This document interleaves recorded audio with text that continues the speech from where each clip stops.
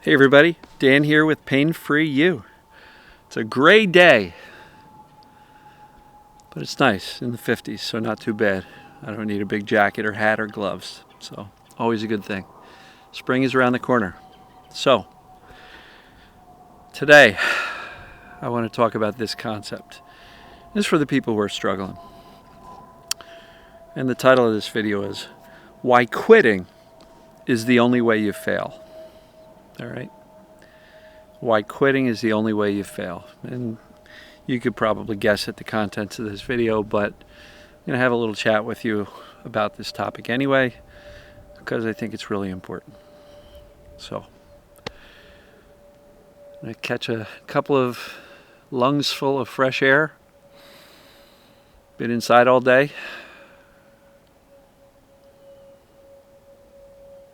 You can hear some birds, an airplane off in the distance. All right. Why quitting is the only way you fail.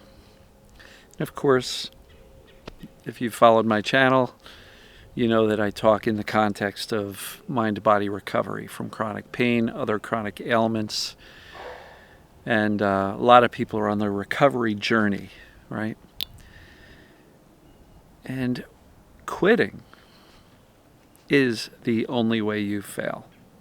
Now, you may have symptoms go up. They can come down. They might flare. They may go away for a little bit. They may come back hard, or they may just stay constant and not move at all.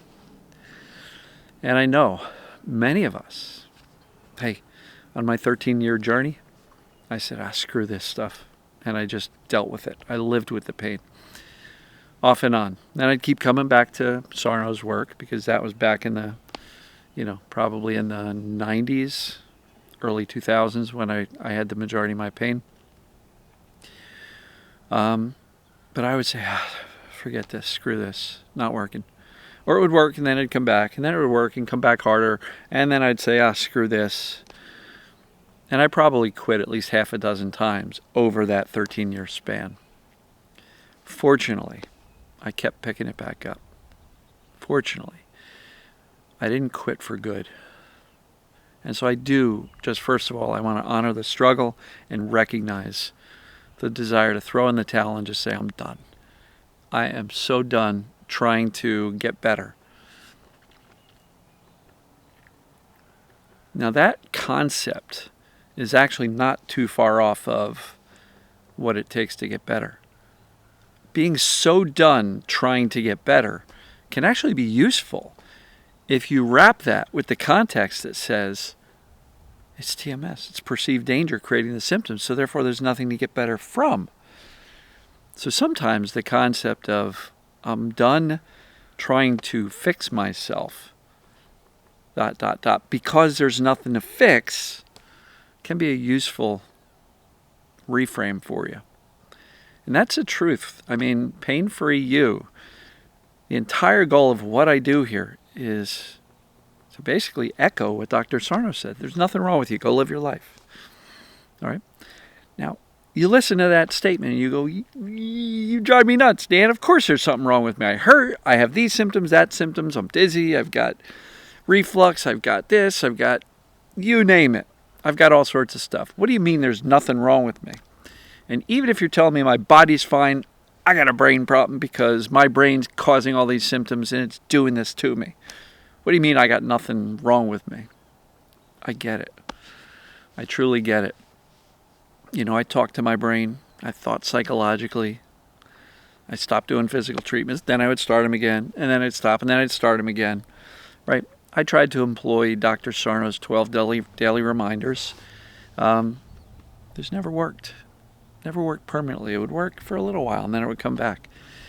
And what I realized was anytime the symptoms came back, the biggest mistake I would make is falling back into fear. Oh no, here we go again. I'm starting all over again. Last time it took me 3 months to feel better. Holy crap. I don't want to deal with this for the next 3 months. And every time symptoms would be there and make themselves known, I fell prey to the fear and the worry and the catastrophic thinking and predicting the worst. But fortunately, I kept coming back to it because frankly, Dr. Sarno's work and these concepts that I teach on a regular basis, it's the only thing that really makes sense because you've tried all the medical stuff already, right?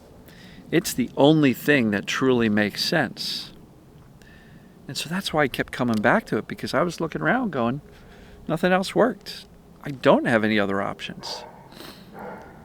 And the good news is I kept coming back to the truth that my body was actually not flawed. My pain started in my 30s and went till my mid to late 40s, right?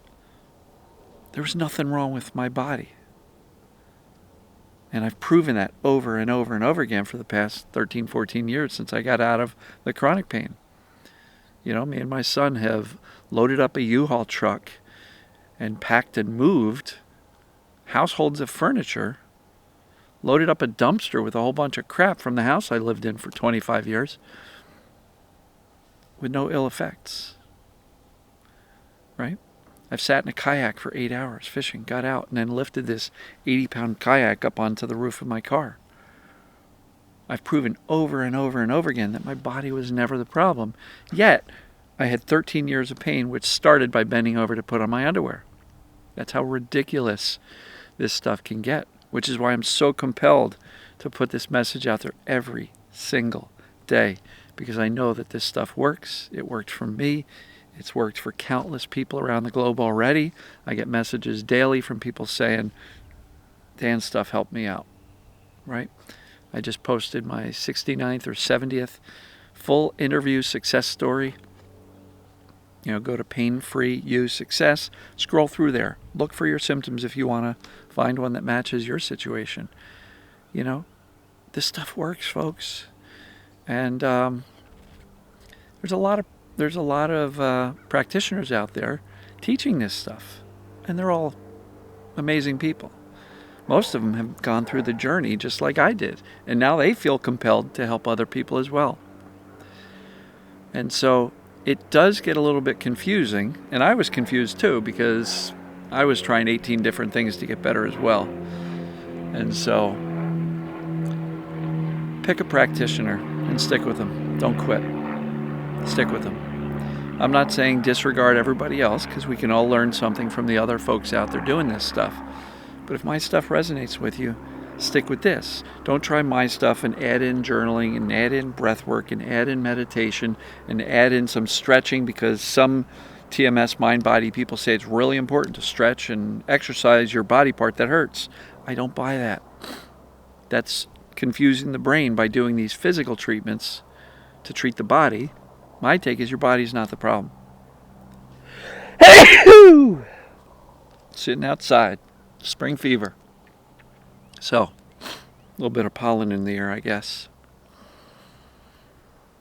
And I guarantee somebody's going to go, oh, I bet that reaction to that pollen was TMS. Let's not overthink it, folks. Once in a while we sneeze. It's not chronic, it's not persistent. Once in a while we sneeze. So anyway, quitting is the only way we fail. And I am so thankful and blessed that I kept coming back to what actually ended up being my truth. And I believe it's your truth as well, because the more work is done in this space and the more evidence we have that the brain's perception of danger is what turns on symptoms, the intensity of the perceived danger turns up symptoms, or the perception of safety turns down symptoms. More and more I see proof of this every single day with my coaching clients, my audience watching my videos. I've never been more confident that this is exactly how it works. And so we can probably get rid of these 18-step rounds that we do every day for some of these other programs to calm the amygdala or balance the limbic system or do all this stuff. I don't think we need to overcomplicate it. When the brain feels safe, symptoms can get better. And sometimes that happens accidentally. You just happen to be engaged with some friends or family, and all of a sudden you realize, I'm not hurting so bad. You know why? Because in the moment you were engaged with something else besides your symptoms, and your brain felt safe.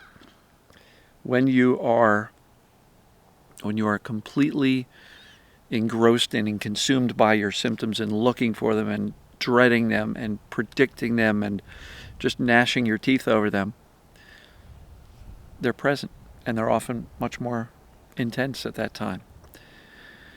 So safety is the way out, folks. Safety. How can you convey safety to the brain? The number one way that I've found that really seems to work is, how do you choose to respond when you notice the symptoms? It's a great message of safety if you can respond with, brain, it's okay. Yeah, it hurts, but I know I'm okay. I got this. Oh well, I'm not worried.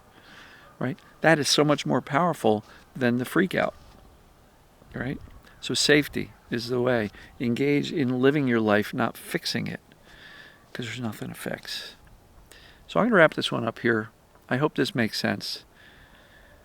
Why quitting is the only way you can fail. And I know sometimes you feel like throwing in the towel, and sometimes we do. But don't forget to come on back to it, because this type of stuff is, in my opinion, what makes the most sense. And for most of you, you've already tried the medical stuff, and that unfortunately didn't work for you. I wish it did, because then I wouldn't have been on that journey either. But this is what makes the most sense, because it's how the system actually functions and works. And so when we stick within the framework of how this human system functions and give it what the brain needs, which is safety, the brain will give you what you want and need, which is symptoms fading away and dropping off. So I love you folks. Hope everybody's doing great. And like usual, I will see you tomorrow. Take care.